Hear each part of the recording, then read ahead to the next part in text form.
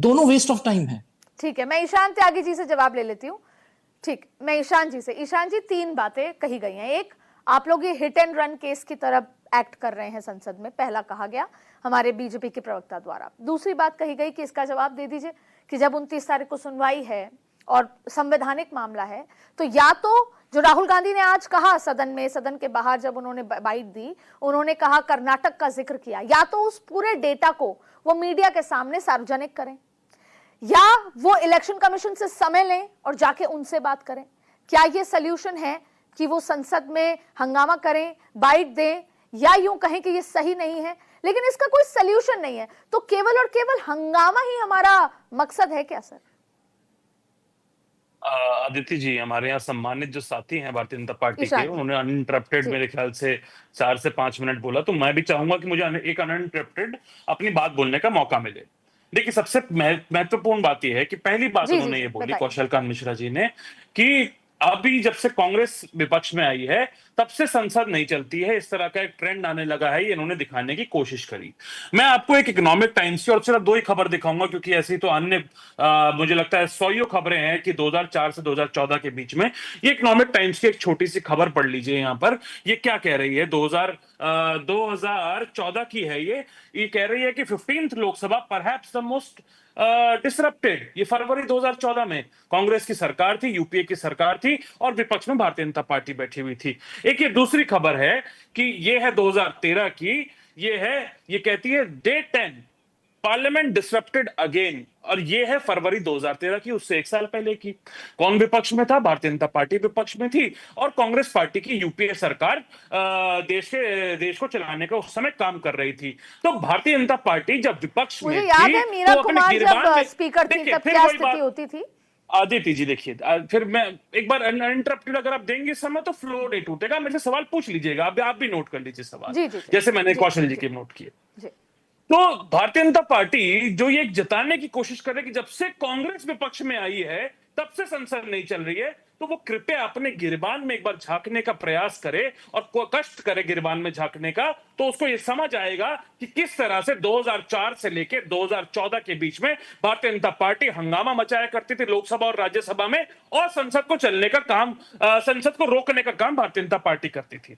अब आई इसमें दूसरी बहुत महत्वपूर्ण बात, और आपने भी ये बात बोली, सरकार विपक्ष से ज्यादा ये जिम्मेदारी सरकार की बनती है जो ड्राइविंग सीट में, because you mention driving seat में जो सरकार बैठी हुई है उसकी जिम्मेदारी बनती है कि विपक्ष के मुद्दों को उठाने का काम करे। विपक्ष के मुद्दों पे अगर वो कह रहे हैं आपको बहस करवानी है तो उसमें बहस करवा के संसद को चलाने का काम करे। लेकिन हमने देखा किस तरह से बिजनेस एडवाइजरी की जो मीटिंग होती है कमेटी की, उसमें जेपी नड्डा भी नहीं पहुंचते हैं और उसमें किरण रिजिजू भी नहीं पहुंचते, जिसके बाद जगदीप धनखड़ जी ने रिजाइन किया, स्वास्थ्य कारणों का हवाला दिया। छोड़िए उस बात को। अभी हम अर्जुन राम मेघवाल जी को सुन रहे थे, आप ही के चैनल ने दिखाया। अर्जुन राम मेघवाल जी किस पे चर्चा कर रहे हैं? गोवा पे चर्चा करने का काम कर रहे हैं, गोवा का बिल उठा रहे हैं वो। और देश में सबसे महत्वपूर्ण घटनाएं जो अभी हुई हैं पिछले कुछ महीनों में, वो है पहलगाम की आतंकी घटना, जिसमें हमारी 26 माताओं बहनों का सिंदूर उजाड़ दिया 4 आतंकियों ने, और सरकार उस पर चर्चा नहीं कर रही है। दूसरी सबसे महत्वपूर्ण क्या है कि हमने पाकिस्तान के साथ लड़ाई लड़ी, सेना ने 2 टूक जवाब दिया पाकिस्तान को। बीच में आपको रोकना पड़ रहा है, इस बीच की सबसे बड़ी खबर आ रही है, मैं आपको बता दूं। बिहार में वोटर लिस्ट रिवीजन पर एक बड़ी खबर है, मैं आपको इस वक्त की सबसे बड़ी खबर बता रही हूं। ड्राफ्ट लिस्ट में संशोधन के लिए 1 महीने का वक्त है। 1 अगस्त से 1 सितंबर तक संशोधन की समय सीमा तय की गई है। इस वक्त जिस तरह से हंगामा चल रहा है, उस बीच में यह खबर आई है कि ड्राफ्ट लिस्ट में संशोधन के लिए 1 महीने का वक्त है और 1 अगस्त से 1 सितंबर तक संशोधन की समय सीमा तय की गई है। मैं एक बार फिर डिस्कशन पे जाऊंगी। ईशान त्यागी जी, आप अपनी बात पूरी कीजिए। देखिए, अब दूसरी बात, महत्वपूर्ण बात जो भारतीय जनता पार्टी बोल रही है कि विपक्ष नहीं करना चाहता चर्चा। भाई, राहुल गांधी जी सोमवार को जब संसद शुरू हुई, मानसून सत्र शुरू हुआ, उसमें राइट टू रिप्लाई का एक्सरसाइज जो अपना कर रहे थे, उसमें बोलने का विपक्ष के नेता को मौका दिया जाता है, क्योंकि सरकार के जो नुमाइंदे थे, जो सरकार के सांसद थे, सरकार के मंत्री थे, वो बोल चुके थे। राइट टू रिप्लाई में राहुल गांधी जी कहते हैं मुझे राइट टू रिप्लाई का मौका दीजिए, मैं बोलना शुरू करूंगा। और ऐसे में ओम बिरला जी उठ के चले जाते हो, संसद को स्थगित करने का काम कर देते हैं। तो ये सरकार है जिसकी मंशा नहीं है संसद चलाने की। और दूसरा तीसरा सबसे महत्वपूर्ण मुद्दा, क्योंकि दो मुद्दों की बात हुई, बिहार की जो गरीब जनता है, जो आम जनमानस है बिहार का, उसको एक ऐसी प्रक्रिया में धकेल दिया गया है, ना उसके पास डॉक्यूमेंट है, बाढ़ का समय है, वो कहां से डॉक्यूमेंट निकाल के लेकर आएंगे? 11 डॉक्यूमेंट, ना उसमें आधार है, ना उसमें पैन कार्ड है। अब इन्होंने बोला ना कि ये संवैधानिक मुद्दा है। अरे तो संवैधानिक मुद्दे कहां बहस में आएंगे? संसद में बहस में आएंगे। जब हम एसआईआर पे चर्चा करने को कहते हैं तो आप एसआईआर पे चर्चा नहीं करवाना चाहते। जब हम ऑपरेशन सिंदूर पे चर्चा करने को कहते हैं तो आप ऑपरेशन सिंदूर पे चर्चा नहीं करवाना चाहते। जब हम पहलगाम के आपके सवाल उठाते हैं कि पहलगाम में वो 4 आतंकी कब पकड़े जाएंगे, तब आप पहलगाम के सवाल नहीं उठाने देते। उनसे भी चर्चा के लिए आगे जाऊंगी। सिर्फ 5 सेकंड आखिरी बात, कि प्रधानमंत्री जी हमारे जो कि मंडे को आते हैं, एक प्रेस बाइट देते हैं, उसके बाद वो कहां रहते हैं? दिल्ली में ही रहते हैं। आ जाते संसद, चर्चा हो जाती है, उस दिन ऑपरेशन सिंदूर पर चर्चा हो जाती, लेकिन उनकी मंशा ही नहीं है। अब वो विदेश चले गए हैं, अब उनके आने का इंतजार करिएगा। संसद में समय दे दिया है लेकिन डेट नहीं बताई है कब होगी चर्चा। तो सरकार डेट बताए कब चर्चा करेगी, कैसे चर्चा करेगी। लेकिन इन सारे सवालों का जवाब हमारे बीजेपी प्रवक्ता से लूंगी।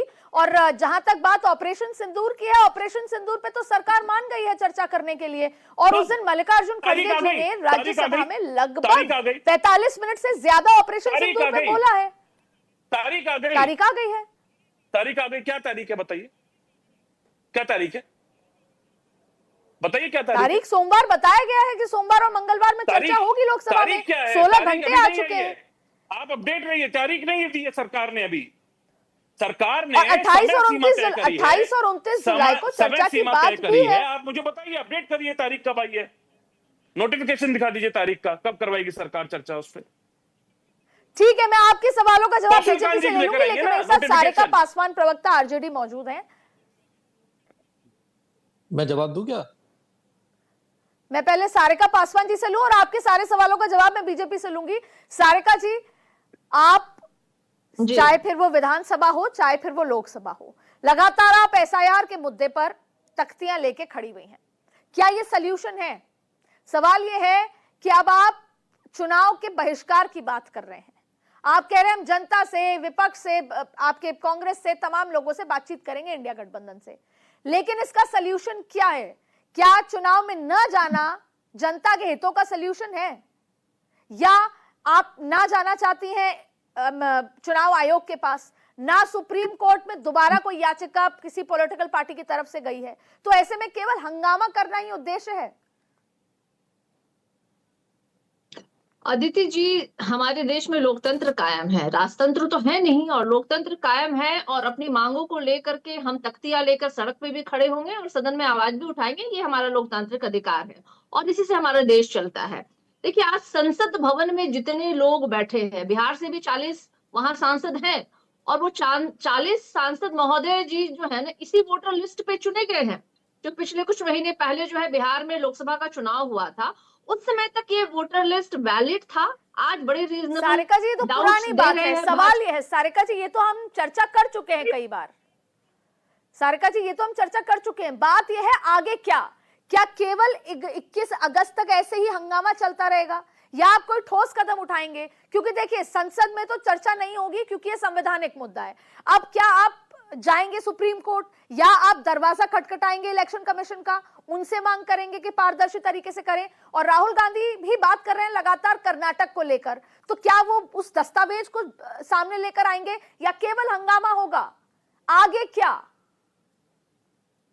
अदिति जी, कल भी चर्चा का विषय यही था। जो गहन पुनर्निरीक्षण के नाम पर दलित, पिछड़े और जो हमारे समाज के सबसे पिछले पैदान पे खड़े लोग हैं, उनके नाम किसी भी तरीके से काटने की जो साजिश जो है इलेक्शन कमीशन ऑफ इंडिया के सहारे के साथ भारतीय जनता पार्टी और एनडीए करना चाहती है, वही कल भी वजह था और आज भी वही वजह है। भारतीय जनता पार्टी के लोगों की कुंठित बातें हमने सुनी, हर बात वो यही कह रहे हैं, रोहिंग्या बांग्लादेशियों का नाम कटना चाहिए। तो क्या आप ये पहले बता दीजिए कि प्रधानमंत्री जी चुने गए हैं इन्हीं बांग्लादेश और इन्हीं रोहिंग्याओं के वोट से चुने गए हैं क्या? जो आप ये आज जब विधानसभा का चुनाव का इलेक्शन बिहार में होने वाला है, तो कुछ महीने पहले अचानक आपकी बुद्धि खुल जाती है, आपको दिव्य स्वप्न आता है कि भाई चलो चलो इनको हटा दिया जाए। मैं आपको बताना चाहूंगी अदिति जी, महज 12,000 वोटों से ही भारतीय जनता पार्टी किसी ना किसी तरीके से षड्यंत्र करके बिहार में उन्होंने सरकार बनाया, और इन्हें डर नहीं, इन्हें यकीन है आप मुझे ये नहीं बता पा रही है कि इसका सॉल्यूशन क्या है। वाले हैं। बिल्कुल सॉल्यूशन यही है कि जिस वोटर लिस्ट यानी आप चुनाव में जाएंगे ना, चुनाव हुआ था उसे आप चुनाव में जाएंगे ना, आप चुनाव में जाएंगे या नहीं जाएंगे? इतने अल्पमत में ये दावा कर रहे हैं कि 8 करोड़ जनता आप चुनाव में जाएंगे या नहीं जाएंगे? क्या ये पॉसिबल है? आदित्य जी, पहले आप एक बार प्रश्न क्या चुनाव में आप जाएंगे या नहीं का मौका दीजिएगा, क्योंकि मैं बोलना शुरू करूंगी और बीच में ही अगर आप अपना प्रश्न करेंगे तो ना मैं आपकी बातें सुन पाऊंगी, ना ही मैं आपको जवाब दे पाऊंगी। तो इसलिए पहले आप अपने प्रश्न को कंप्लीट कर लीजिए। 4 मेरा सवाल सिर्फ आपसे इतना है कि आप चुनाव में जा रहे हैं या नहीं जा रहे हैं। मेरा 10 सेकंड में आप जवाब दे सकती हैं तो दे दीजिए। आप चुनाव में जाएंगे या नहीं जाएंगे? एक तरफ आपके नेता कहते हैं चुनाव में नहीं जाएंगे। हो गया अदिति जी, मैं जवाब दूं अब आपके सवालों का।